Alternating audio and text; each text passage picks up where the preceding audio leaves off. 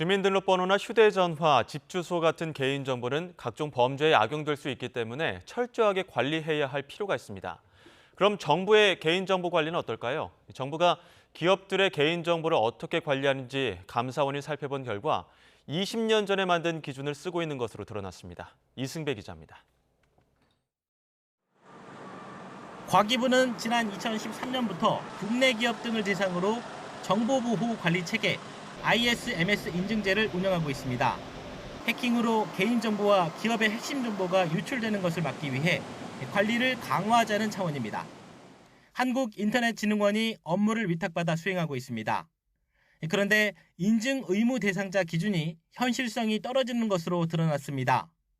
현행법을 보면 SKT와 KT, LGU+ 등 통신사와 데이터센터, 대형 병원 등을 제외한 나머지는 매출액이 100억을 넘는 기업으로 제한을 뒀습니다. 여기에다 인터넷을 통해 번 돈만 해당한다는 추가 조건까지 달았습니다. 감사원이 이 기준을 언제 만들었는지 봤더니 지난 2004년이었습니다. 원바이러스로 전국 인터넷이 멈춘 이른바 인터넷 대란이 일어난 바로 이듬해 만들었는데 당시 기준을 20년이 다 된 지금까지 그대로 쓰고 있는 겁니다.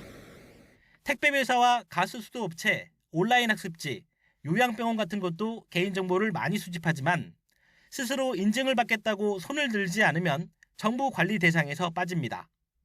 이런 사각지대로 의무 대상자에서 빠진 기업 3곳은 실제 해킹 공격 등을 받았고 200만 건이 넘는 개인정보가 유출됐습니다. 해당 기업이 인증심사만 받았어도 피해를 막았거나 줄일 수 있었다고 감사원은 지적했습니다. 이 기준이 만들어진 지 약 20년이 되었습니다. 그 당시에는 합리적으로 보이지만 현재는 대부분 기업이 정보통신망을 이용해 개인정보를 수집 보유하고 있는데 따라서 사각지대가 발생할 수밖에 없어서 제도를 보완할 필요가 있습니다. 개인정보 인증 사후 관리도 엉망이었습니다.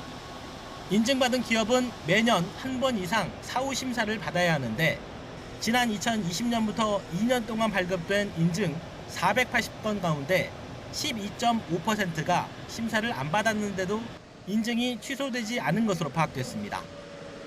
감사원은 매출액에 상관없이 개인정보 보유 현황에 따라 의무적으로 인증을 받게 기준을 보완하고 사후 심사 관리도 강화하라고 과기부에 통보했습니다. YTN 이승배입니다.